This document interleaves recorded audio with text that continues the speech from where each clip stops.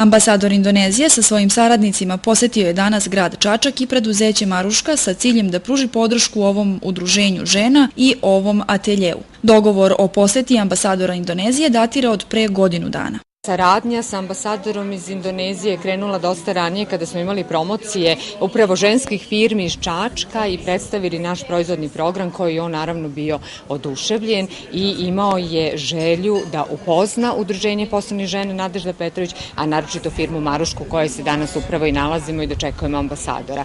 Meni je stvarno zadovoljstvo što danas možemo da predstavimo pored proizvoda preduzeća Maruška i ostale proizvode koje su kod članice Udruženja poslovnih Nadežda Petrović i što možemo ispred ovog udruženja da dočekamo i pozdravljamo ovakve delegacije, jer ovo nije prvi ambasador koji je došao u Udruženje Nadežda Petrović i nadamo se da će udruženje imati i u budućem nekom periodu šta da pokaže. U Indoneziji jedna od 5 najvećih stubova ekonomije predstavljaju kreativne radionice koje su se razvile u periodu ekonomske krize u ovoj zemlji kada su žene od strane vlasti zamoljene da se aktiviraju u malim radionicama kako bi pomogle poboljšanju finansijske situacije. Taj sektor industrije se i dan danas razvija.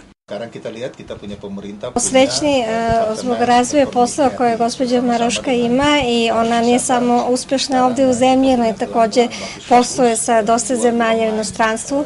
Moram da kažem da sve naše delegacije iz Indonezije kad dolaze u posetu u Srbiji, obavezno svako ponaosob dobiju ešarpu od gospođe Maruške.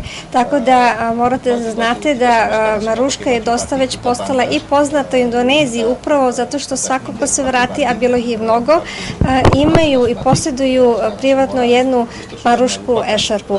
Tako da ja smatram da je to isto jedan dobar posao za gospođu Marušku i nadamo se da jednog dana možete da razvijete posao u Indoneziji.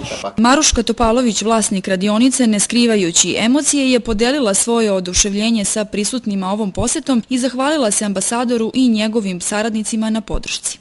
Mislim da je ovo samo jedan trenutak kada vi radeći jedan posao dobijete priznanje i da shvatite koliko je radeći nešto u Srbiji jako teško i kada neko sa strane i stranih zemalja vidi da je taj vaš rad kvalitetan, to vam daje još više snage da uspete i da jednostavno jednu malu firmu pretvorite, da kažem, svi koji su dolazili ovde kažu da je svetska.